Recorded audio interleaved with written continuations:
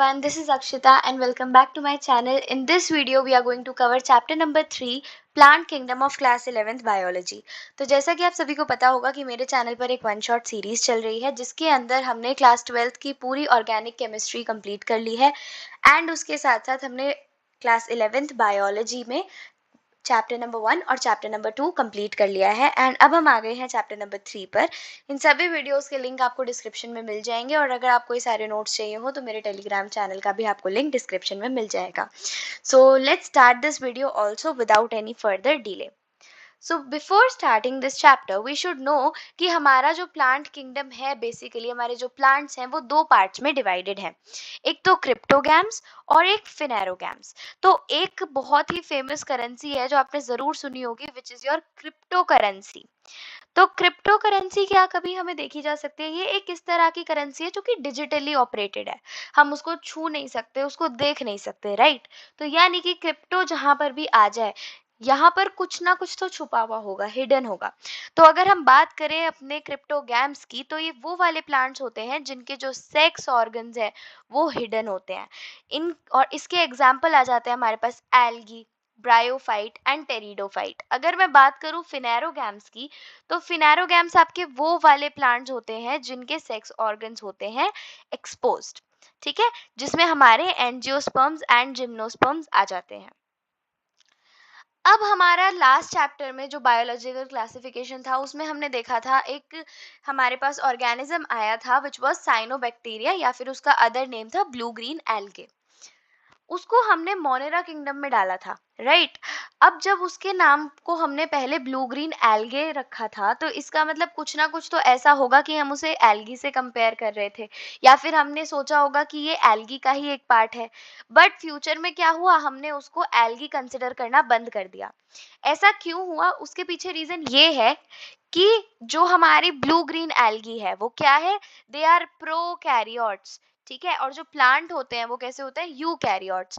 इस वजह से हमने ब्लू ग्रीन एल्गी या फिर साइनोबैक्टीरिया को प्लांट किंगडम से हटाकर कौन से किंगडम में डाला, मोनेरा किंगडम में, जिसमें सारे प्रोकैरियोटिक ऑर्गेनिजम्स आते हैं। अब हमारी आ जाती है अर्लियर क्लासिफिकेशंस की पहले किस बेसिस पर क्लासिफिकेशन होती थी।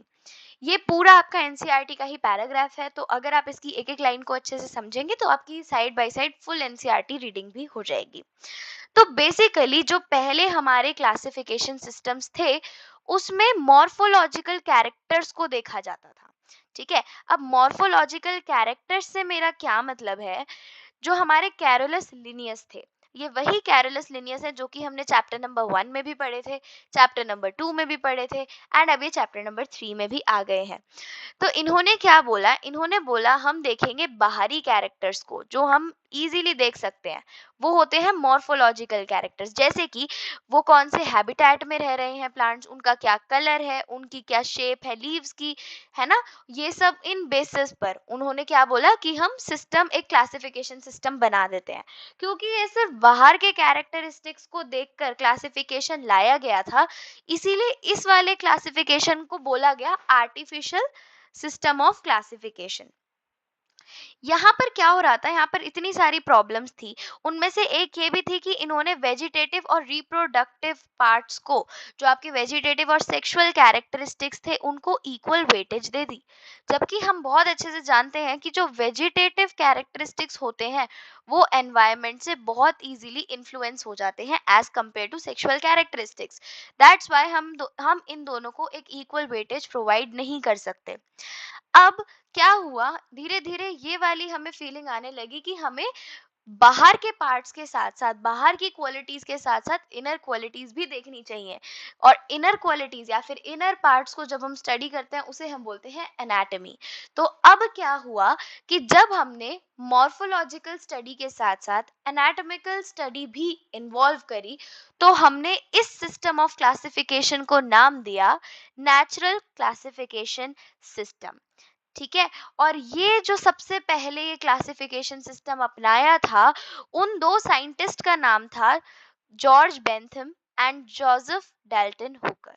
ये दोनों साइंटिस्ट के नाम आपको याद होने चाहिए, क्योंकि ये डायरेक्ट आपसे एमसीक्यूज में भी पूछे जा सकते हैं। इन्होंने ये वाला क्लासिफिकेशन सिस्टम यूज किया था फ्लावरिंग प्लांट्स के क्लासिफिकेशन को करने के लिए।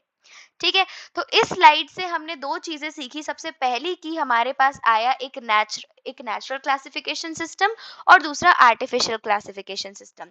जो आर्टिफिशियल क्लासिफिकेशन सिस्टम था वो सिर्फ बाहरी कैरेक्टरिस्टिक्स, मॉर्फोलॉजिकल कैरेक्टर्स पर ही डिपेंडेंट था। और ये कौन लेकर आए थे? ये कैरनस लिनियस लेकर आए थे।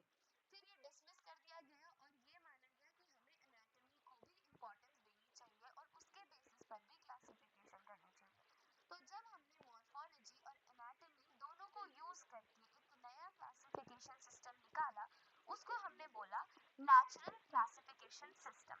इस सिस्टम को अपनाने वाले सबसे पहले दो साइंटिस्ट थे, Joseph Bentham George Bentham and Joseph Dalton Hooker. इन्होंने फ्लावरिंग प्लांट्स के क्लासिफिकेशन में इसको यूज किया था। अब जो प्रेजेंटली एक्सेप्टेड क्लासिफिकेशन है उसमें हमारी एक चीज और जुड़ गई। मॉर्फोलॉजी और एनाटॉमी तो थी ही थी, उसके साथ एक फाइलोजेनेटिक क्लासिफिकेशन भी हम ले आए। What is phylogenetic? ये फाइलोजेनेटिक मतलब होता है जब हम अपना एवोल्यूशनरी रिलेशनशिप्स को भी वैल्यू करें। मतलब हम तीन चीजों को माइंड में रख के क्लासिफिकेशन कर रहे हैं। सबसे पहले मॉर्फोलॉजी देख रहे हैं कि बाहर से वो प्लांट कैसा है, देन एनाटॉमी देख रहे हैं कि वो अंदर से उसके क्या फीचर्स हैं, and then on the third classification system हमने क्या और इंक्लूड करा? हमने बोला कि हम इसके एवोल्यूशनरी रिलेशनशिप्स भी देखते हैं। हम देखते हैं कि कैसे कैसे इसकी मतलब जो जनरेशन्स हैं उसमें क्या क्या वेरिएशंस आए और इन्होंने अपने एवोल्यूशंस में क्या क्या चीजें बदली, जिससे हम हर एक स्पीशीज को और ज्यादा डीपली समझ पाए और उसको करेक्टली क्लासिफाई कर पाए कि वो कौन सी मतलब कौन सी कैटेगरी के अंदर आना चाहिए। तो प्रेजेंटली जो एक्सेप्टेड है वो यही वाली है जिसमें हम तीनों चीजों को दिमाग में रखकर अच्छे से एक क्लासिफिकेशन करते हैं। इसी क्लासिफिकेशन को नाम दिया गया फाइलोजेनेटिक क्लासिफिकेशन सिस्टम। और ये किसने करा था? आर.एच. विटेकर ने, जो कि हमने बायोलॉजिकल क्लासिफिकेशन में भी पढ़ा था। तो आर.एच. विटेकर ने इसी वाले क्लासिफिकेशन सिस्टम को यूज करके पूरा आपका ये बनाया था क्लासिफिकेशन। अब हम आ जाते हैं टाइप्स ऑफ टेक्सोनोमी पे। अब अलग अलग तरह की टेक्सोनोमी हमारे पास है हमारी पर्सनल एफिशिएंसी के लिए, कि हमारे लिए जो भी इजी है हम उसे यूज कर पाए और हम इजीली कैटेगराइज कर पाए। अगर हमें कोई भी एक नई स्पीशी या कोई भी एक नई चीज दिखती है और हम उसको जानना चाहते हैं कि ये कौन सी स्पीशीज से है या फिर हमने कोई नई डिस्कवरी करी है, उसके लिए हमें तीन टेक्सोनोमिकल तरीके दिए गए हैं। सबसे पहला है हमारे पास न्यूमेरिकल टेक्सोनोमी। न्यूमेरिकल टेक्सोनोमी में क्या होता है, हर एक कैरेक्टर को, हर एक फीचर को, जैसे कोई भी एक प्लांट है या फिर कोई भी एक ऑर्गेनिज्म है, तो उसकी हर एक कैरेक्टर को एक कोड दे दिया जाता है। ठीक है, और जैसे ही और मतलब हर एक कैरेक्टर के पास अपना एक स्पेसिफिक कोड होता है। इसी वजह से हर एक कैरेक्टर को ना इक्वल इंपॉर्टेंस दी जाती है। तो ये वाली जो लाइन है, each character is given equal importance, just remember कि वो न्यूमेरिकल टेक्सोनोमी ही है जिसमें हर एक कैरेक्टर को इक्वल इंपॉर्टेंस दी जा रही है, क्योंकि हम बेसिकली कुछ नहीं कर रहे हैं, हम किसी कैरेक्टर को दूसरे से ऊपर नहीं रख रहे हैं, नहीं, हम हर एक कैरेक्टर को उसका एक यूनिक कोड दे रहे हैं, ताकि जैसे ही हम अपने बायोडेटा पे आए या फिर अपने कंप्यूटर पे आए और हम वहां पर उस सॉफ्टवेयर पे वो पर्टिकुलर कोड डालें, तो हमें पता चल जाएगा कि ये कौन सा स्पीशीज है। ठीक है, तो ये होती है न्यूमेरिकल टेक्सोनोमी। इसके बाद आती है साइटोटेक्सोनोमी। साइटोटेक्सोनोमी में जो ये साइटो वर्ड है, ये आपको रिप्रेजेंट कर रहा है साइटोलॉजिकल कैरेक्टर्स से। साइटोलॉजिकल कैरेक्टर्स मतलब क्रोमोसोम्स की स्टडी। क्रोमोसोम्स से रिलेटेड जितने भी कैरेक्टर्स हैं वो आपकी साइटोलॉजिकल इंफॉर्मेशन के अंदर आते हैं, जैसे कि chromosome number, structure and behaviour. जब इस बेसिस पर हम क्लासिफिकेशन करते हैं या तो उसको हम बोलते हैं साइटोटेक्सोनोमी। अब आ जाइए कीमो टेक्सोनोमी पे। तो कीमो से पता चल रहा है कि यहाँ पर कुछ केमिकल्स से बात हो रही है। अब हर एक चीज, जैसे सपोज हम बात करें लेमन की, ऑरेंज की, तो उनके पास उनकी एक अलग ही स्मेल होती है। आपको पता चल जाएगा कि सिट्रिक एसिड की स्मेल है। तो आप ऑर्डर से पहचान सकते हैं कि ये कौन सा केमिकल है। जब आप इस तरह से केमिकल्स की हेल्प से टेक्सोनमी में हेल्प लेते हैं तो उसको हम बोलते हैं कीमोटेक्सोनमी।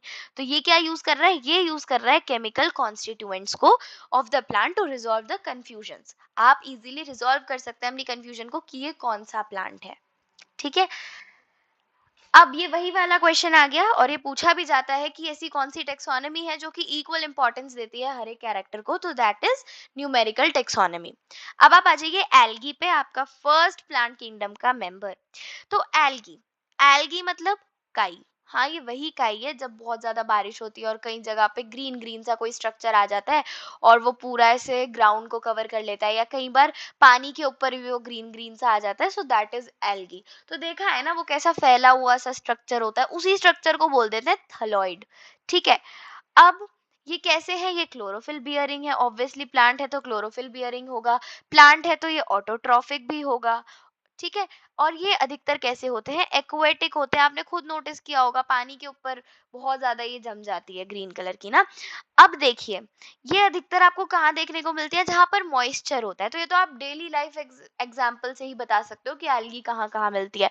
तो जो भी आपका मॉइस्ट रीजन होता है, whether it is your moist stone, moist soil और मॉइस्ट वुड, आपको वहां पर एल्गी देखने को मिल जाएगी। नाउ ये कभी कभी एसोसिएशन, म्यूचुअल एसोसिएशन में भी होती है विद फंगी। ये हमने चैप्टर नंबर 1 में पढ़ा भी था, जिसे हम बोलते हैं लिचन। अब आपको यहाँ पर एक अमेजिंग फैक्ट पता चलेगा कि ये कुछ एनिमल्स के ऊपर भी ग्रोथ कर जाती हैं। For example sloth bear. अब ये स्लॉथ बेयर जो है ये इतना आलसी है, इतना आलसी है कि इसके ऊपर एल्गी ही ग्रो कर गई। मैं पिक्चर भी लाई हूँ, ये देखिए, ये जो आपको ग्रीन ग्रीन ग्रीन ग्रीन इसके ऊपर दिख रहा है ना, दिस इज एल्गी।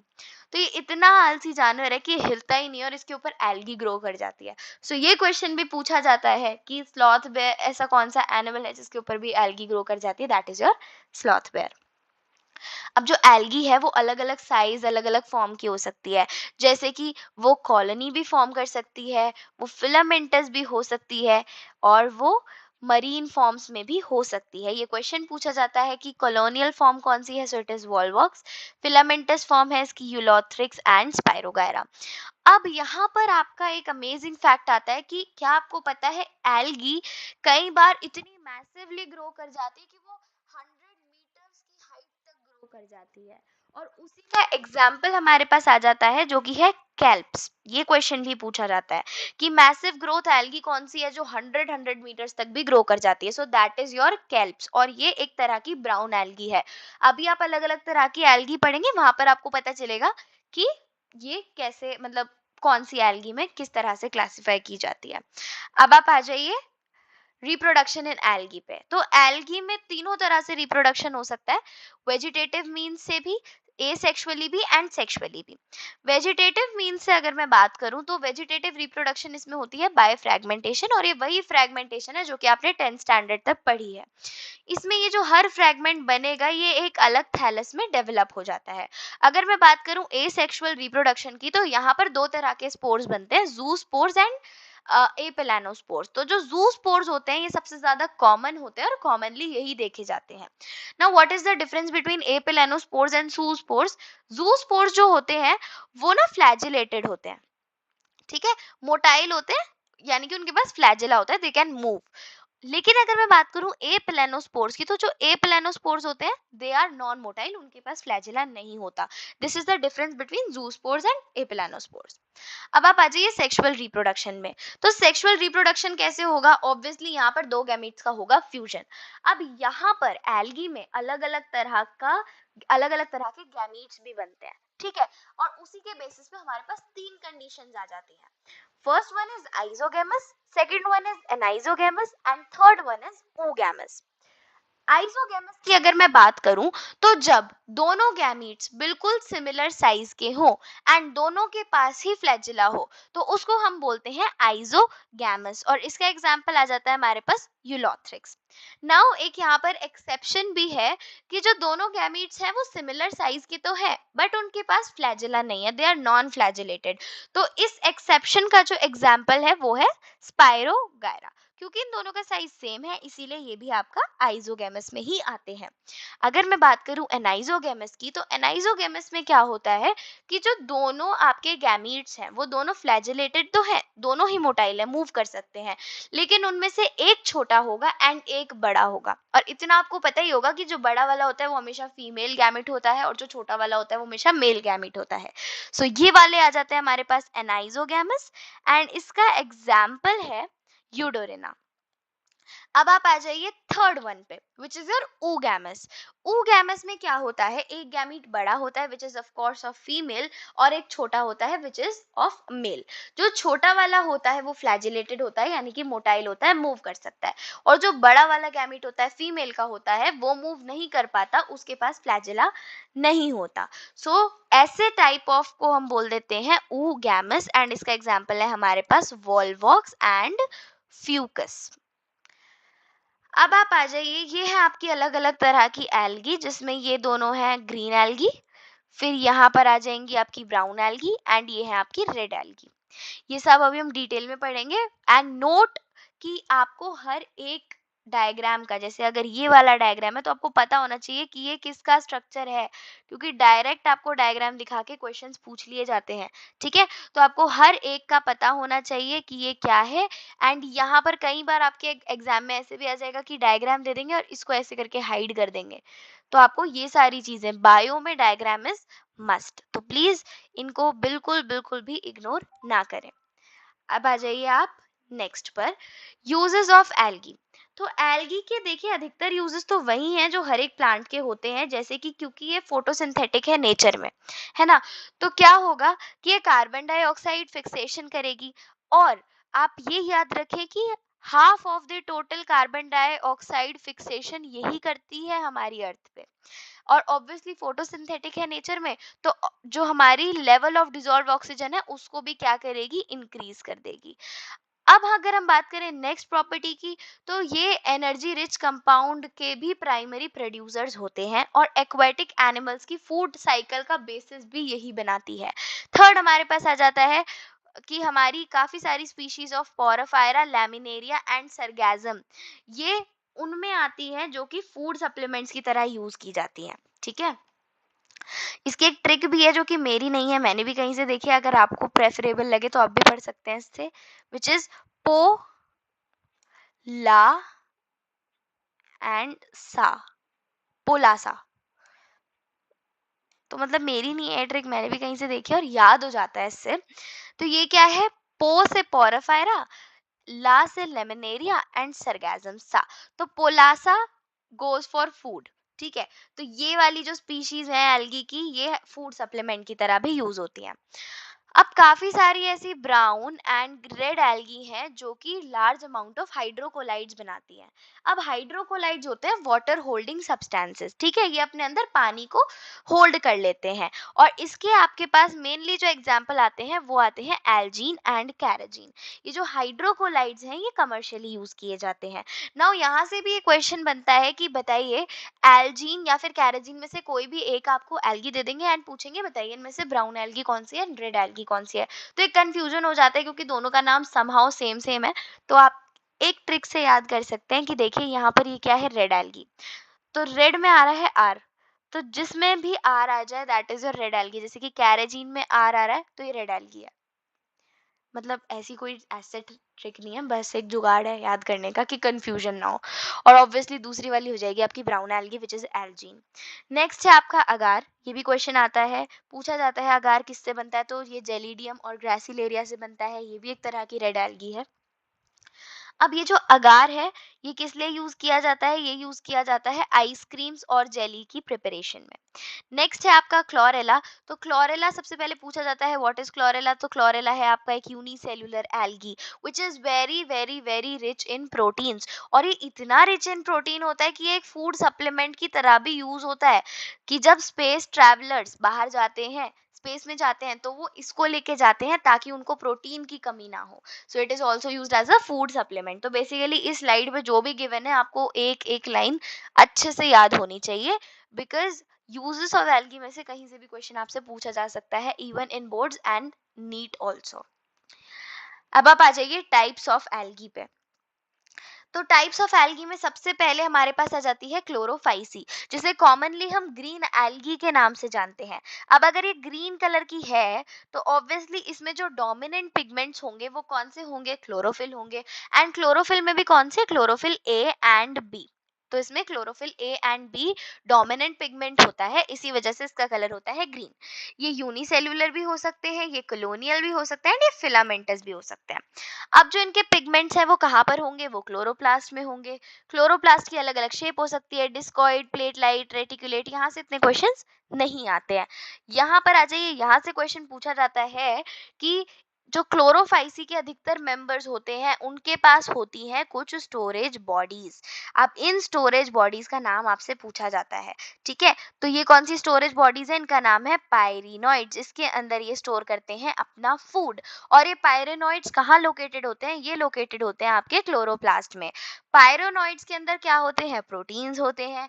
और कुछ एल्गी अपना जो फूड है वो ऑयल ड्रॉपलेट्स की फॉर्म में भी स्टोर करते हैं। ठीक है, सो यहाँ से क्वेश्चन बन सकता है, this point is very important. कौन से पिगमेंट की डोमिनेंस होती है वो इंपॉर्टेंट है, क्लोरोफिल ए एंड बी की। ठीक है, नेक्स्ट आ जाइए, इनकी जो वॉल होती है, सेल वॉल, वो बहुत रिजिड होती है। जो और ये दो लेयर से मिलकर बनी होती है, इनर लेयर तो सेल्यूलोज की होती है और आउटर लेयर पेक्टोज की होती है। तो बेसिकली इनकी सेल वॉल बनी हुई होती है सेल्यूलोज एंड पेक्टोज से। अब अगर हम बात करें रिप्रोडक्शन की, तो वेजिटेटिव रिप्रोडक्शन तो एल्गी में एक ही तरह से होगा, हमने पढ़ा था, चाहे कोई सी भी एल्गी हो, ग्रीन, ब्राउन या रेड। किससे होगा वेजिटेटिव रिप्रोडक्शन, आपका फ्रैगमेंटेशन से ही होगा। एसेक्सुअल रिप्रोडक्शन आपका देखो दो ऑप्शंस थे, या तो जूस्पोर्स या फिर आपका एपिलानोस्पोर्स। लेकिन क्योंकि सबसे कॉमन कौन है, जूस्पोर, तो क्लोरोफाइसी में जूस्पोर्स ही बनेंगे। ठीक है, तो जूस्पोर्स में क्या होता है, फ्लैजिलेटेड स्पोर्स बनते हैं। ठीक है जी। अब आ जाइए आप सेक्सुअल रिप्रोडक्शन पे। तो सेक्सुअल रिप्रोडक्शन की अगर मैं बात करूं तो यहाँ पर सेक्सुअल रिप्रोडक्शन आपकी आइजोगेमस भी हो सकती है, एनाइजोगेमस भी हो सकती है एंड ऊगेमस भी हो सकती है। एग्जाम्पल की अगर मैं बात करूं तो यहाँ पर क्लेमेनोडोमोनास, वॉलवॉक्स, यूलोथ्रिक्स, स्पाइरोगायरा एंड कारा, ये सब आपके इसके एग्जाम्पल है। अब आप आ जाइए फियोफाइसी पे।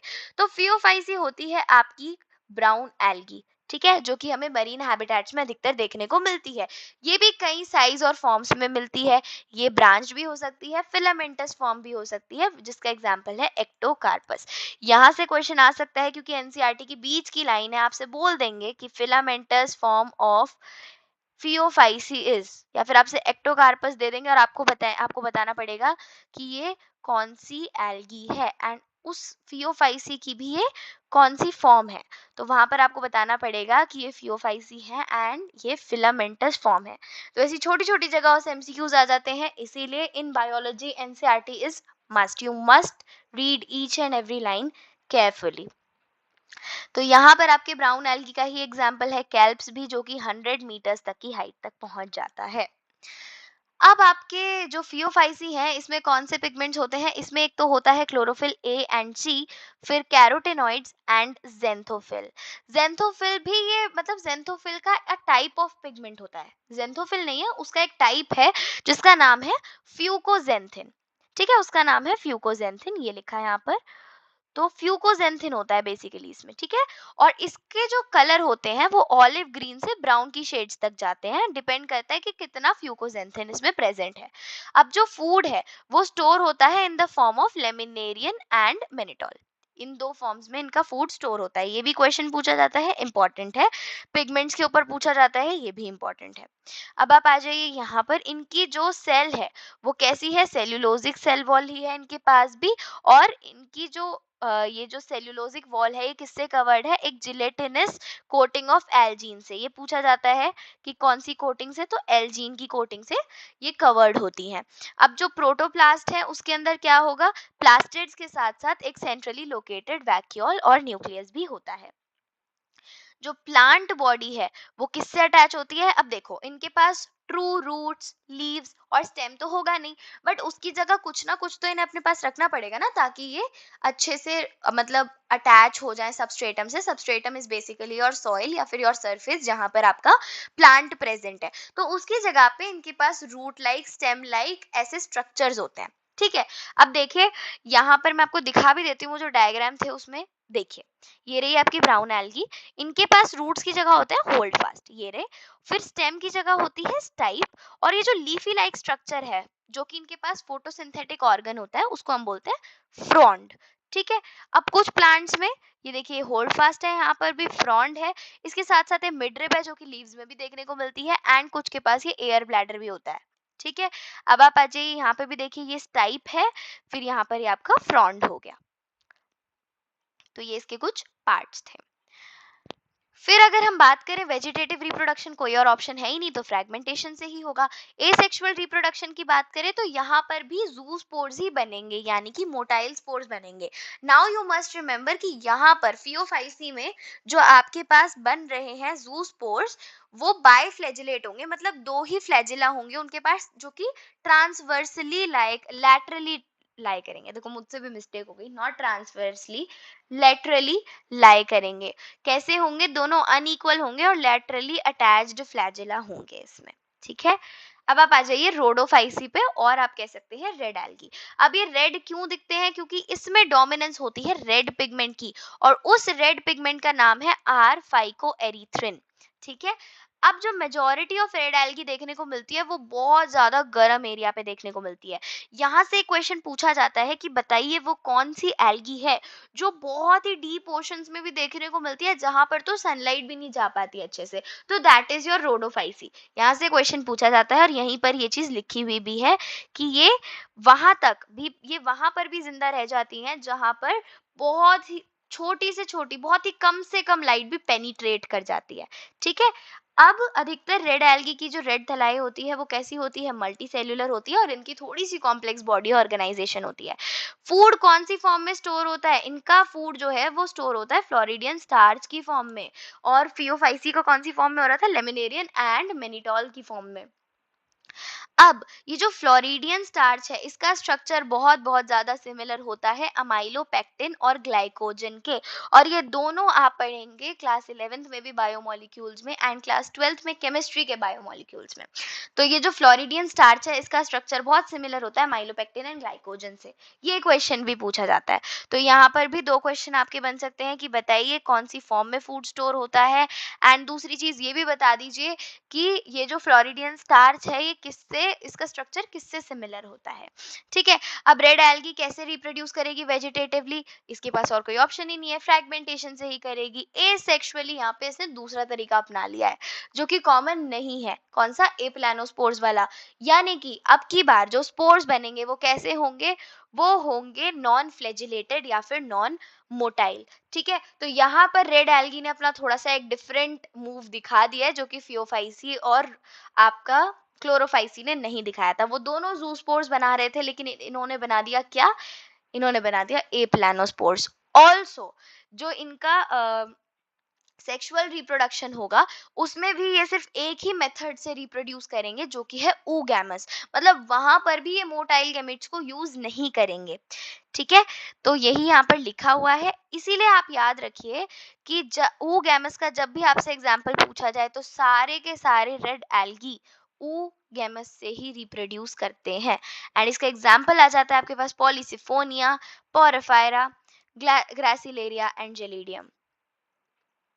ये आपका एक टेबल है एनसीईआरटी का, ये भी बहुत इंपॉर्टेंट है, यहाँ पे से कुछ भी क्वेश्चन बन सकता है, तो एक बार पढ़ लेते हैं, पूरा आपका रिवाइज हो जाएगा एल्गी वाला पार्ट। देखिए, अगर मैं बात करूं क्लोरोफाइसी की, तो उसको हम कॉमनली बोलते हैं ग्रीन एल्गी। इसके अंदर सबसे ज्यादा डोमिनेंट जो पिगमेंट होता है that is chlorophyll A and B. इनका जो फूड है, स्टोर्ड फूड, वो होता है in the form of starch, और इनकी सेल वॉल बनी हुई होती है सेल्यूलोज एंड पेक्टोज से। इनके पास जो फ्लैजिला होते हैं वो 2 से 8 तक हो सकते हैं, और वो इक्वल होंगे, एपिकल होंगे। इनका हैबिटेट होता है, ये फ्रेश वाटर में भी मिल सकते हैं, ब्रैकिश वाटर में भी मिल सकते हैं, एंड सॉल्ट वाटर में भी मिल सकते हैं। फियोफाइसी की अगर बात करें तो इसको कॉमनली बोला जाता है ब्राउन एल्गी, इनके अंदर जो मेजर पिगमेंट्स हैं वो है क्लोरोफिल ए एंड सी, और उसके साथ साथ फ्यूकोजेंसिन, जिसकी वजह से इनका ब्राउन कलर आता है। इनका जो फूड है वो स्टोर होता है in the form of mannitol and laminarin. Then इसके बाद इनकी जो सेल वॉल है वो सेल्यूलोज और एल्जीन से बनी हुई है, और इनके पास जो फ्लैजिला होंगे वो दो होंगे, अनइक्वल होंगे एंड लेटरल होंगे। इसके बाद इनका हैबिटेट होता है फ्रेश वाटर में बहुत कम पाए जाते हैं, brackish water and then salt water. बात करें रोडोफाइसी की, तो रोडोफाइसी को हम कॉमनली बोलते हैं रेड एल्गी। फिर इनके अंदर जो मेजर पिगमेंट्स होते हैं वो होते हैं क्लोरोफिल ए एंड डी, और इसके साथ साथ इनके अंदर होता है आर फाइको एरिथ्रिन, जिसकी वजह से रेड कलर के दिखते हैं। स्टोर्ड जो फूड है इनका वो होता है in the form of floridean starch which is very very similar to amylose and amylopectin. इनकी जो सेल वॉल है वो सेल्यूलोज से बनी हुई है, पेक्टिन से बनी हुई है, उसके साथ साथ पॉलीसल्फेट ईस्टर से बनी हुई है। इनके पास फ्लैजिला नहीं होता, फ्लैजिला इज एब्सेंट। एंड इनका हैबिटेट, ये फ्रेश वाटर में कम पाए जाते हैं, ब्रैकिश वाटर में पाए जाते हैं, और सॉल्ट वाटर में सबसे ज्यादा पाए जाते हैं। अब आप आ जाइए अपने second member of plant kingdom पर, विच इज योर ब्रायोफाइट्स। तो ब्रायोफाइट्स में हम दो कैटेगरीज को पढ़ने वाले हैं, लिवरवोर्ट्स एंड मॉसेस। अब ये जो हमारे ब्रायोफाइट्स हैं ये हमें मिलते हैं मॉइस्ट शेडेड एरियाज में, और हिल्स पर ज्यादातर ये देखने को मिलते हैं। ब्रायोफाइट्स को बोला जाता है amphibians of the plant kingdom. Very very important, यहाँ से क्वेश्चन पूछा जाता है। एम्फीबियंस का मतलब होता है जो टेरेस्ट्रियल रीजन में भी रह सके और एक्वेटिक रीजन में भी रह सके। तो ब्रायोफाइट्स को amphibian of the plant kingdom क्यों बोला जाता है? इन्हें ऐसा इसीलिए बोला जाता है क्योंकि ये रहते तो सॉइल पर हैं, बट ये डिपेंडेंट होते हैं पानी पर फॉर देयर सेक्सुअल रिप्रोडक्शन। ठीक है, ये अधिकतर हमें डैम्प, ह्यूमिड और शेडेड लोकेलिटीज में देखने को मिलते हैं। अब अगर हम बात करें तो जो प्लांट बॉडी है ब्रायोफाइट की वो ज्यादा डिफरेंशिएटेड होती है than that of algae. Obviously देखो, अगर इन्हें एक अलग जगह दी गई है एंड इसको एल्गी के बाद प्लेस किया गया है, यानी कि कुछ ना कुछ तो एवोल्यूशन इनके अंदर हुआ होगा, कुछ ना कुछ तो इन्होंने अपने आप को अपग्रेड किया होगा जिसकी वजह से ये एल्गी से अलग है। सो लॉजिकली सोचा जाए तो ऑब्वियसली ये थोड़ा सा ज्यादा अपग्रेडेड होंगे एज कंपेयर टू एल्गी। अब आप आ जाइए, देखिए अब इनके पास वहां पर उनके एल्गी के पास था holdfast in place of roots. इनके पास है राइजोइड्स। राइजोइड्स यूनिसेल्युलर भी हो सकते हैं, मल्टी सेल्युलर भी हो सकते हैं। ठीक है, लिवरवोर्ट्स के पास यूनिसेल्युलर राइजोइड्स हैं एंड मॉसेस के पास मल्टी सेल्युलर राइजोइड्स हैं। एमसीक्यूज में ये भी क्वेश्चन आ सकता है, तो मैंने तो ऐसे याद किया हुआ है कि मॉसेस स्टार्ट्स विद एम, इसीलिए उनके पास मल्टी सेल्युलर राइजोइड्स होंगे। So you can also learn like this. अब आप आ जाइए, देखिए तो इनके पास ट्रू रूट्स, स्टेम और लीव्स तो होंगे नहीं, बट हाँ इनके पास रूट लाइक, लीफ लाइक और स्टेम लाइक स्ट्रक्चर जरूर हो सकते हैं। अब यहाँ पर से आपको थोड़ा एक नया कॉन्सेप्ट सीखना पड़ेगा कि आपके जितने भी अलग अलग प्लांट्स होते हैं, जैसे अभी आप ब्रायोफाइट पढ़ रहे हैं, देन टेरिडोफाइट पढ़ेंगे, देन जिम्नोस्पर्म्स पढ़ेंगे, तो इनके पास बेसिकली दो तरह की प्लांट बॉडीज होती हैं। एक होती है गैमीटोफाइट और एक होती है स्पोरोफाइट। जो गैमीटोफाइट होती है वो प्रोड्यूस करती है गैमीट्स, ठीक है, और जो स्पोरोफाइट्स होती है वो बनाती है स्पोर्स। ठीक है, अब होगा क्या, हर एक प्लांट में whether it is bryophyte, pteridophyte और जिम्नोस्पर्म, यहाँ पर इनमें से जो आपके क्या है, आपके पास एक तो स्पोरोफाइट है और दूसरा पता नहीं क्या, हाँ दूसरा आपके पास गैमीटोफाइट है। सॉरी फॉर द जो रुक गई मैं बीच में दूसरा आपके पास गैमीटोफाइट है। अब क्या होगा, हर एक प्लांट के पास एक चीज डोमिनेंट होगी इन दोनों में से और एक रिसेसिव मान लो। ठीक है, अब ब्रायोफाइट्स में जो डोमिनेंट होता है वो होता है गैमीटोफाइट। ठीक है, अब जो गैमीटोफाइट है, गैमीटोफाइट इज हैप्लॉइड, देखो लिखा हुआ है the main plant body of the bryophyte is haploid, it produces gametes, hence it is called gametophyte. और जो सेक्स ऑर्गन है ब्रायोफाइट्स के वो कैसे हैं, मल्टी सेल्यूलर। तो ये पॉइंट भी इंपॉर्टेंट है कि मेन प्लांट बॉडी ब्रायोफाइट्स में कौन होती है, गैमीटोफाइट होती है। अब आप पूरा एक लाइफ साइकिल समझेंगे, जहां से अगर आपको ये ब्रायोफाइट का समझ आ गया तो टेरिडोफाइट एंड जिम्नोस्पर्म का तो बहुत ईजी हो जाएगा। तो देखिए ब्रायोफाइट का आप समझना है आपको लाइफ साइकिल। तो सबसे पहले देखिए, जो मेल सेक्स ऑर्गन होता है ब्रायोफाइट्स के पास वो होता है एंथ्रीडियम। ठीक है। एंथ्रीडियम क्या बनाता है, वो बनाता है biflagellate antherozoids which is somehow some like आपके स्पर्म्स। जैसे कि मैं आपको दिखा देती हूँ, ये मैंने खुद ही बनाया है क्योंकि मेरे को कुछ स्ट्रक्चर मिला नहीं था इतना सिंपल सा, तो इग्नोर माय ड्राइंग। ठीक है, अब देखिए कुछ ऐसे ये है आपका एंथ्रीडियम, और ये ऐसे एंथेरोजॉइड्स बना देता है जो कि बायफ्लैजेलेटेड होते हैं, तो ये थोड़े थोड़े स्पर्म्स की तरह लगते हैं। अब ये क्या करेगा, ये बनाएगा एंथेरोजॉइड्स, और ये अपने एंथेरोजॉइड्स को कहाँ, पानी में रिलीज कर देगा। बोला था ना ब्रायोफाइट्स सेक्सुअल रिप्रोडक्शन के लिए पानी पे डिपेंड होते हैं, तो ये क्या करेगा, ये इनको रिलीज कर देगा पानी में। ठीक है, अब ये जाएंगे और ये कहाँ तक पहुंचना है, इन्हें पहुंचना है आर्किगोनियम तक। अच्छा, अब ये आर्किगोनियम क्या है, आर्किगोनियम है आपका फीमेल रिप्रोडक्टिव पार्ट। ठीक है, किसका, ब्रायोफाइट का। अब ये जो आर्किगोनियम है ये प्रोड्यूस करेगा एग, ये रहा आपका एग। ठीक है, ये है आपके पास आपका एग। अब इस वाले एंथेरोजॉइड को कहाँ पहुंचना है, इसके अंदर पहुंचना है और इसके साथ फ्यूज करना है। अब जैसे ही, अब देखो, ये जो एंथेरोजॉइड है ये किस प्लॉइडी का होगा, ये एनप्लॉइडी का होगा। ये जो एग है ये किस प्लॉइडी का होगा, ये भी एनप्लॉइडी का होगा। जब एन और एन साथ में फ्यूज करेंगे तो वो मिलकर क्या बना लेंगे, वो बना लेंगे 2n। ऑब्वियसली रिप्रोडक्शन में भी तो हम यही सीखते हैं, वो बनाएंगे 2n। तो ये पहले क्या थे, ये दोनों थे पहले हैप्लॉइड, फिर इन्होंने एक डिप्लॉइड स्ट्रक्चर बना लिया। अब अगर हम बात करें ह्यूमंस की, तो ह्यूमंस में क्या होता है, जब फर्टिलाइजेशन होता है तो जाइगोट बन जाता है, और जाइगोट के बाद वो डिवाइड कर करके एम्ब्रियो बना लेता है। यहाँ पर ये डिवाइड नहीं करेगा, ये जो 2n स्ट्रक्चर बना ये डेवलप हो जाएगा किसमें, स्पोरोफाइट में, और ये वही स्पोरोफाइट है जो उसकी मैं अभी बात कर रही थी। ठीक है, जो कि आपकी दूसरी टाइप ऑफ प्लांट बॉडी होगी। तो याद रखना कि गैमीटोफाइट जो होता है वो होता है हैप्लॉइड, और जो स्पोरोफाइट होता है वो होता है डिप्लॉइड। अब ये जो स्पोरोफाइट है इसकी कुछ सेल्स क्या करेंगी, इसकी कुछ सेल्स डिवाइड करने लग जाएंगी और डिवाइड करके बना लेंगी हैप्लॉइड स्पोर्स। ठीक है, हैप्लॉइड स्पोर्स बना लेंगी। अब जैसे ही हवा आएगी या कुछ भी होगा और ये जो स्पोर्स हैं ये डिस्पर्स हो जाएंगे हवा में, और ये जहां भी जाकर गिरेंगे ये वहां पर जाके जर्मिनेट होंगे और एक नया ब्रायोफाइट बना लेंगे। ठीक है, और ब्रायोफाइट में भी क्या बनाएंगे, गैमीटोफाइट बनाएंगे। ठीक है, फिर से वही प्रोसेस शुरू हो जाएगा, ये गैमीटोफाइट गैमीट्स बनाएगा, फिर फ्यूजन होगा, फिर स्पोरोफाइट बनेगा। फिर वो स्पोरोफाइट क्या करेगा, वो फिर से क्या करेगा, स्पोर्स बनाएगा, फिर वो स्पोर्स डिस्पर्स होंगे, वो जहां भी गिरेंगे एक नया गैमीटोफाइट बन जाएगा। तो ये होता है, देखो क्या हो रहा है, गैमीटोफाइट से स्पोरोफाइट बन रहा है, स्पोरोफाइट से गैमीटोफाइट बन रहा है, तो एक ऑल्टरनेशन ऑफ जनरेशन हो रहा है। यही होती है ब्रायोफाइट की लाइफ साइकिल। आई होप बहुत अच्छे से ये क्लियर हो गई होगी, कोई कंफ्यूजन इसमें नहीं होगी। अब देखिए क्या लिखा है आपकी एनसीईआरटी में। तो आपकी एनसीईआरटी कहती है कि जो आर्किगोनियम है वो क्या है, एक फ्लास्क शेप्ड स्ट्रक्चर है और वो एक सिंगल एग बनाता है। एंथेरोजॉइड्स पानी में रिलीज कर दिए जाते हैं जहां पर वो आर्किगोनियम के साथ कांटेक्ट में आते हैं। फिर ये जो एंथेरोजॉइड है वो एग के साथ फ्यूज करके बना लेते हैं जाइगोट। जाइगोट में कोई रिडक्शन डिवीजन नहीं होता और वो क्या बना लेता है, वो बना लेता है एक मल्टी सेल्यूलर बॉडी जिसे हम बोलते हैं स्पोरोफाइट। अब देखिए डोमिनेंट कौन है, गैमीटोफाइट। तो स्पोरोफाइट क्यों नहीं है डोमिनेंट, क्योंकि यहाँ पर जो है आपका स्पोरोफाइट अब बना है ये फ्री लिविंग नहीं है, ये अटैच होता है फोटोसिंथेटिक गैमीटोफाइट से, और यही गैमीटोफाइट स्पोरोफाइट को देता है न्यूट्रिशन। ठीक है, अब क्या होगा कि कुछ जो सेल होंगी स्पोरोफाइट की वो करेंगी रिडक्शन डिवीजन या फिर आप कह सकते हैं मियोसिस, और बना लेंगी हैप्लॉइड स्पोर्स। ये स्पोर्स जहां भी गिरेंगे और जर्मिनेट करेंगे ये बना लेंगे आपका फिर से गैमीटोफाइट, एंड दोबारा से आपका ये पूरा प्रोसेस स्टार्ट हो जाएगा।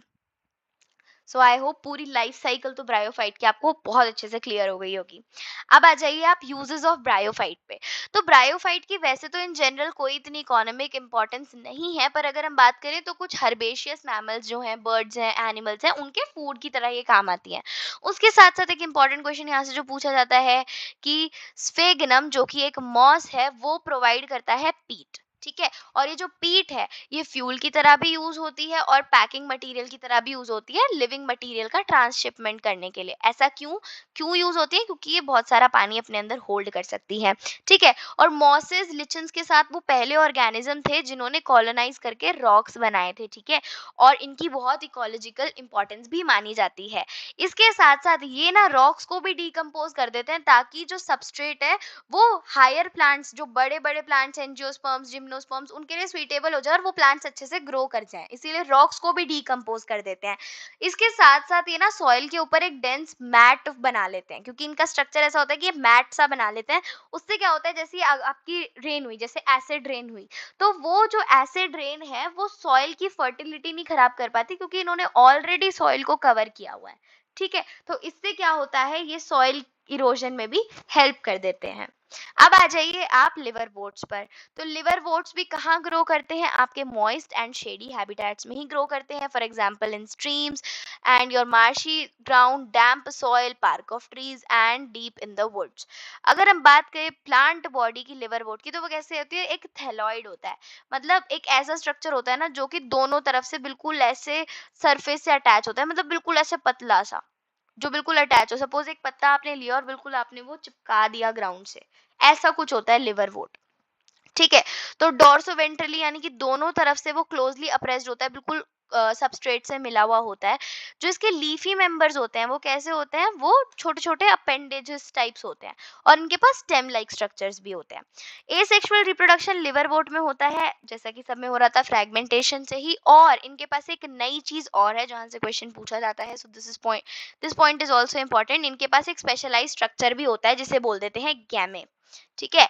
अब ये गैमे क्या है? गैमे है आपके green multi cellular asexual buds. ठीक है। ये छोटे छोटे से एसेक्सुअल बड्स होते हैं और ये कहाँ बनते हैं? ये जो गैमे हैं ये आपके गैमा कप में बनते हैं। एक कप होता है इन पे, और उसमें ये एसेक्सुअल बड्स बन जाते हैं। ये जो बड्स हैं ये जहां पर भी गिरते हैं, ये जैसे ही मेच्योर होंगे जो पेरेंट बॉडी है उससे डिटैच हो जाएंगे और जर्मिनेट करके एक नया लिवर वोट बना लेंगे। तो ये तो बात हो गई आपकी वेजिटेटिव रिप्रोडक्शन की। Now let's talk about sexual reproduction. तो इनके पास क्या है? Male and female sex organs है, जो कि मैंने अभी भी आपको बताया। जरूरी नहीं है कि मेल और फीमेल दोनों एक ही थैलाई पर बने, एंड ये भी जरूरी नहीं है कि डिफरेंट पर ही बने। ठीक है जी। स्पोरोफाइट जो है वो तीन पार्ट्स में डिवाइडेड है, फुट, सीटा एंड कैप्सूल, जिसमें से कैप्सूल ही वो पार्ट है जहां पर स्पोर फॉर्मेशन होता है, और यही वो स्पोर्स हैं जो जर्मिनेट करके बना देते हैं फ्री लिविंग गैमीटोफाइट्स। अब आप आ जाइए मॉसेस पर। तो मॉसेस क्या है? मॉसेस में भी आपकी एक प्रीडोमिनेंट एक अलग सी स्टेज आती है, जो, और यहाँ पर हम इसकी दो मतलब लाइफ साइकिल में दो स्टेजेस देखते हैं। सबसे पहली होती है प्रोटोनिमा स्टेज। प्रोटोनिमा स्टेज क्या होती है कि जैसे ही एक स्पोर आया और वो जर्मिनेट हुआ, तो उसका जो वो बना, जो वो डेवलप हुआ, उसको हम बोलते हैं प्रोटोनिमा, एंड उस स्टेज को हम बोल देते हैं प्रोटोनिमा स्टेज। ठीक है। तो ये कैसा है? ये creeping green branch frequently filamentous stage सी होती है। दूसरी स्टेज आती है आपके पास लीफी स्टेज। जब जो आपका प्रोटोनिमा है वो प्राइमरी प्रोटोनिमा से सेकेंडरी प्रोटोनिमा बनता है एंड देन लेटरल बड बन जाता है। अब इसके पास एक स्लेंडर एक्सेस भी होती है जहां पर जो लीव्स हैं वो स्पाइरली अरेंज भी हो जाती हैं, और जो आपकी सॉइल से कैसे अटैच होता है? मल्टी सेल्यूलर और ब्रांच राइजोइड्स की हेल्प से। इसी स्टेज में इसके पास आ जाते हैं सेक्स ऑर्गन्स। वेजिटेटिव रिप्रोडक्शन यहाँ पर भी फ्रेगमेंटेशन से ही होगी और बडिंग से भी हो जाएगी। जो सेक्सुअल रिप्रोडक्शन है उसकी अगर हम बात करें तो एंथ्रीडिया, वही एंथ्रीडियम और आर्किगोनियम है, वहीं से बनेंगी। फर्टिलाइजेशन के बाद जाइगोट बना लेगा स्पोरोफाइट, जिसके पास फुट, सीटा, कैप्सूल होगा। स्पोरोफाइट याद रखना कि मॉसेस का थोड़ा और ज्यादा इलेबोरेट होता है, अच्छे से आपको फुट, सीटा, कैप्सूल देख पाते हैं आप as compare to liverworts. ठीक है। कैप्सूल के अंदर होते हैं स्पोर, ये स्पोर बनते हैं मियोसिस के बाद। जो मॉसेस हैं उनका एक इलेबोरेट मैकेनिज्म होता है स्पोर डिस्पर्सल का, एंड इसका एग्जांपल आपके पास आ जाता है फ्यूनेरिया, पॉलीट्राइकम एंड स्फेगनम। अब आप आ जाइए इनके डायग्राम पर। देखिए, ये है आपका एक तरीके का moss which is your Funaria, और ये है आपका लिवर वोट। देखिए एक पत्ता सही है ना, ये बिल्कुल ऐसे अटैच हो जाता है ग्राउंड से। ये देखिए, ये है वो कैप्सूल जहां पर आपके स्पोर बनेंगे, दिस इज योर सीटा, एंड यहाँ पर होता है आपका फुट। ये देखिए, ये लीव्स हो गई एंड यहाँ पर आपके राइजोइड्स हो गए। ये वाला पार्ट आपका गैमेटोफाइट है एंड ऊपर वाला part is your sporophyte. I hope this is clear. अब आप आ जाइए थर्ड मेंबर पर, विच इज योर टेरिडोफाइट। अब टेरिडोफाइट आपके फर्स्ट टेरेस्ट्रियल वैस्कुलर प्लांट्स थे। फर्स्ट टेरेस्ट्रियल वैस्कुलर प्लांट से मेरा मतलब है ये पहले वो प्लांट थे जिनके पास जाइलम एंड फ्लोएम आया। देखिए, ये जाइलम एंड फ्लोएम इतना तो अपग्रेडेड नहीं है जितना एंजियोस्पर्म्स में होता है, बट हाँ, इनके अंदर ही सबसे पहले हमें ये वैस्कुलर टिश्यूज देखने को मिले थे। ठीक है, अब देखिए क्या लिखा है यहाँ पर कि टेरिडोफाइट्स जो है वो ब्रायोफाइट और spermatophytes. What is spermatophytes? Spermatophytes आपके वही हैं, जिम्नोस्पर्म्स एंड एंजियोस्पर्म्स को बोल दिया गया है। तो इन दोनों के बीच में टेरिडोफाइट्स एक जगह ऑक्यूपाई करते हैं। ये देखिए, ये ना तो फ्लावर्स प्रोड्यूस कर पाते हैं ना ही सीड्स, इसीलिए इनको बोला जाता है क्रिप्टोगैम्स। क्रिप्टोगैम्स एंड फिनेरोगैम्स मैंने आपको बिल्कुल स्टार्टिंग में बताया था। हमारी अर्थ पर 12,000 से भी ज्यादा स्पीशीज टेरिडोफाइट्स की पाई जाती हैं। जो टेरिडोफाइट वर्ड है ये दो ग्रीक वर्ड से मिलकर बना है, टेरॉन एंड पाइथन। टेरॉन का मतलब होता है फेदर एंड पाइथन का मतलब होता है प्लांट्स। तो यानी कि जो भी फेदरी प्लांट्स होते हैं उनको हम बोल देते हैं टेरिडोफाइट्स।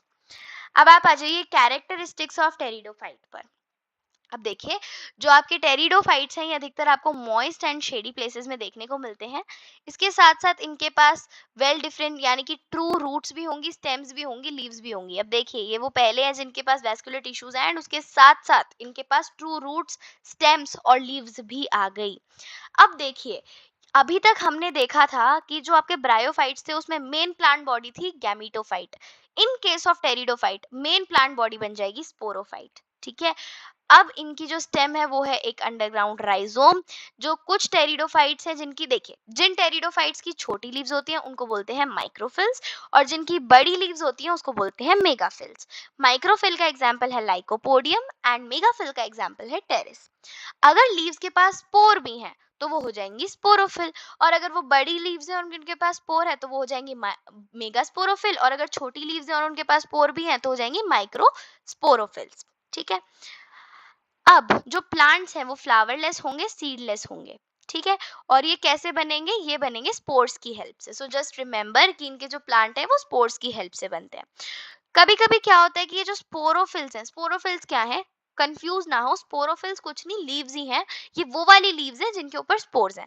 तो कई बार जो लीव्स होती है ना वो बिल्कुल ऐसे ऐसे कॉम्पैक्टली अरेंज हो जाती हैं, पास आती रहती हैं, पास आती रहती हैं और ऐसा एक कोन सा बना लेती हैं। ठीक है, वो कोन सा बना लेती हैं और बाहर क्योंकि उनके स्पोर होता है तो वो स्पोर्स भी दिखते हैं।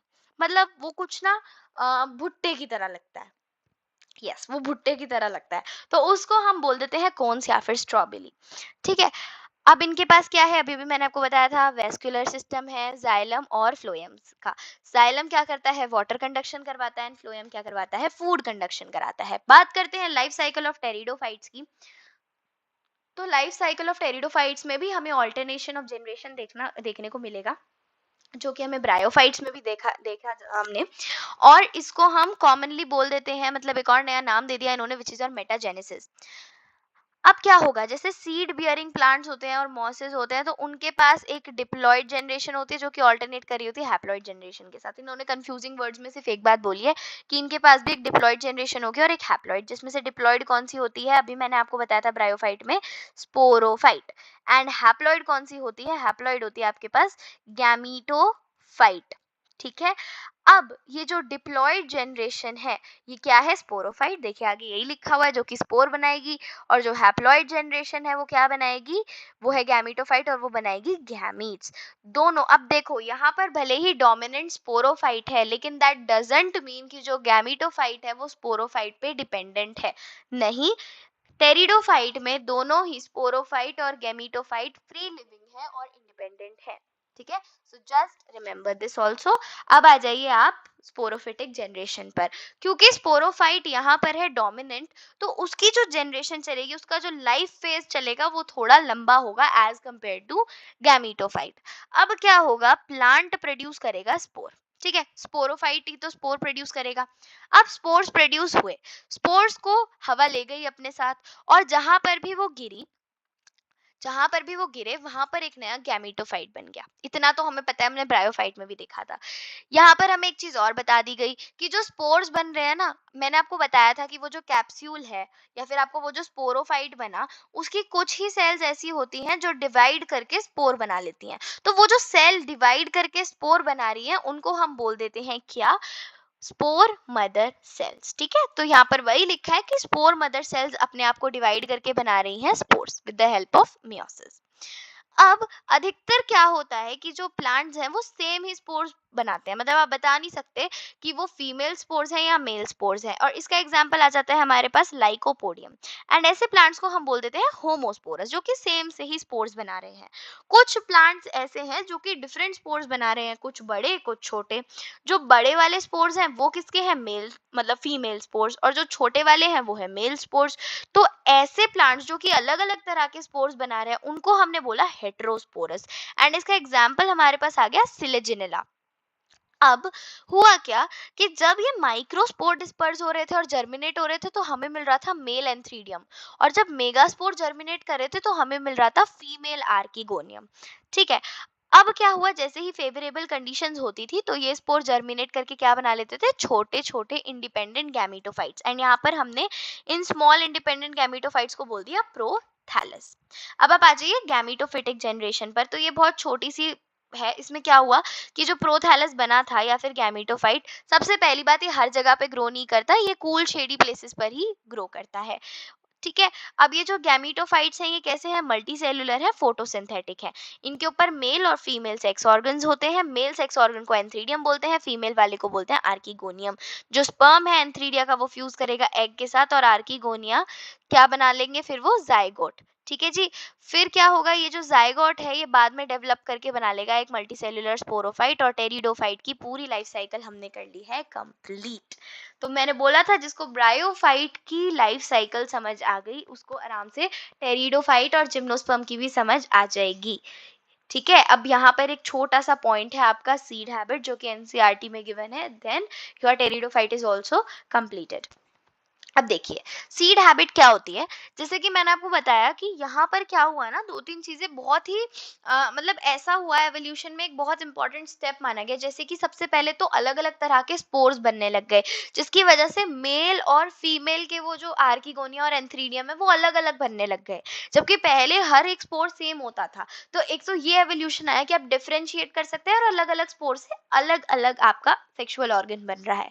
उसके साथ साथ एक चीज और हुई कि जो जाइगोट से यंग एम्ब्रियोज बन रहे थे ना, वो भी फीमेल गैमीटोफाइट्स के ही अंदर होने लग गया।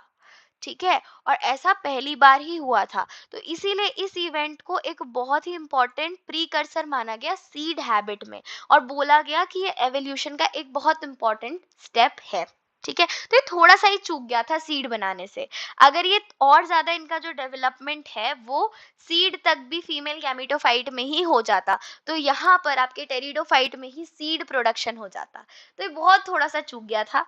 ठीक है, अब एक ये आपकी एनसीईआरटी में गिवन है कि जो टेरिडोफाइट है वो 4 डिफरेंट क्लासेस में क्लासिफाइड है। ये आपको सिर्फ इतना इनके नाम ही याद करने हैं और इसको डिटेलिंग में नहीं पढ़ना है। तो psilopsida, Lycopsida, स्फिनोप्सिडा and Pteropsida. Psilopsida का एग्जांपल है सिलोटम, लाइकोप्सिडा का एग्जांपल है सिलेजेनेला एंड लाइकोपोडियम, स्फिनोप्सिडा का एग्जांपल है इक्विसीटम, एंड टेरोप्सिडा का एग्जांपल है ड्रायोप्टेरस, टेरेस एंड एडेंशियम। तो ये है आपके डायग्राम्स। जैसा कि मैंने बोला आपको बायो का हर एक डायग्राम आपको पता होना चाहिए कि वो किसका है, क्योंकि डायरेक्ट क्वेश्चन पूछे जाते हैं। इसमें भी जो सबसे कॉमनली पूछा जाता है वो एक तो ये है इक्विसीटम एंड एक ये है सैल्विनिया। तो ये याद रखिएगा, और इक्विसीटम का तो या तो डायरेक्ट डायग्राम दे दिया जाता है या फिर आपसे ये पूछ लिया जाएगा कि बताइए ये सब हाइड कर दिया जाता है। देखिए यही है वो स्ट्रोबिलस, वो कोन जो मैं बता रही थी कि जो आपके स्पोरोफिल्स होते हैं वो ऐसे ऐसे कंबाइन करके सारी लीव्स और ऐसा एक कोन सा बना लेती हैं, वो यही होता है, दैट इज योर स्ट्रोबिलस। ठीक है, अब आप आ जाइए जिम्नोस्पर्म्स पर। जिम्नोस्पर्म्स जो आपका वर्ड है वो आया है किससे, दो ग्रीक वर्ड से, विच इज जिम्नोस एंड स्पर्मा। तो जिम्नोस मतलब होता है naked and sperma means seeds, तो यानी कि नेक्ड सीड्स। अब देखिए नेक्ड सीड्स से मेरा मतलब ये हुआ कि जिम्नोस्पर्म सीड प्रोड्यूसिंग तो बन गए लेकिन food producing, not food, fruit producing नहीं बन पाए। यानी कि आपको पता ही होगा एक प्लांट के अंदर ओव्यूल और ओवरी दो चीजें होती हैं, और ओव्यूल डेवलप करके बनाता है सीड एंड ओवरी डेवलप करके बनाती है फ्रूट। तो अब इनका जो ओव्यूल है आप यहीं से ही समझ जाइए कि यहाँ पर क्या हो रहा है कि जो ओव्यूल है वो ओवरी से एनक्लोज्ड नहीं है, इसीलिए सीड तो बन गया पर फ्रूट नहीं बन पाया। ठीक है, यही सब यहाँ पर बताया हुआ है। अब देखिए क्या होता है यहाँ पर, जो ओव्यूल्स हैं वो ओवरी से एनक्लोज नहीं होते अनलाइक द एंजियोस्पर्म्स। यही मैंने आपको बताया था, कुछ इसके थोड़े से इंपॉर्टेंट फीचर्स हैं, क्योंकि ये ना बहुत ड्राई रीजन्स में मिलते हैं, तो इसीलिए इनकी जो लीव्स होती है उनका क्यूटिकल बहुत थिक होता है। लीव्स नीडल लाइक होती है। नीडल लाइक क्यों होती हैं? ताकि सरफेस एरिया कम हो जाए।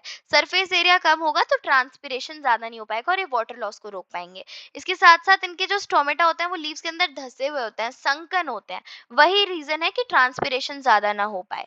ठीक है, अब आप आ जाइए कैरेक्टरिस्टिक्स ऑफ जिम्नोस्पर्म्स पर। तो सबसे पहली बात, ये फ्लावर प्रोड्यूस नहीं करेंगे, सीड्स जो होंगे वो फ्रूट के अंदर नहीं बनेंगे और इसीलिए वो नेक्ड होंगे।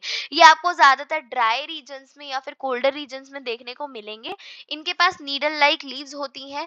ये बहुत वुडी होते हैं और ये ट्रीज एंड बुशेस बनाते हैं। इनके पास ओवरी स्टाइल एंड स्टिग्मा नहीं होता है। क्योंकि स्टिग्मा नहीं होता है इसीलिए इन्हें डायरेक्टली विंड पॉलिनेट करती है।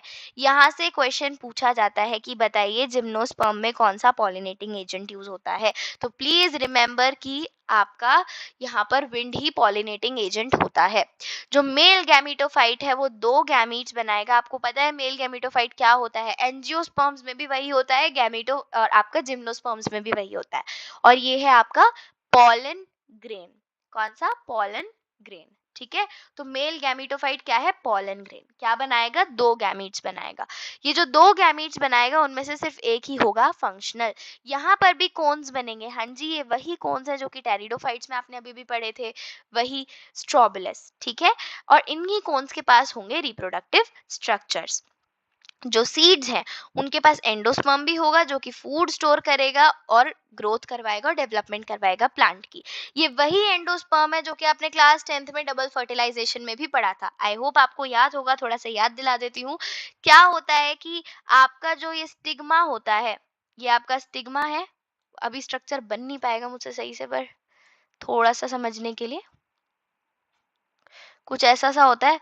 और यहाँ पर सपोज फॉर एग्जाम्पल ये आपका ओव्यूल है और ये आपका ऐसे एक बीच में एग होता है और यहाँ पर 2 आपकी सेल्स होती हैं, सिनर्जिड्स। यहाँ पर आपके 2 पोलर न्यूक्लियाई होते हैं और यहाँ पर आपके एंटीपोडल्स होते हैं।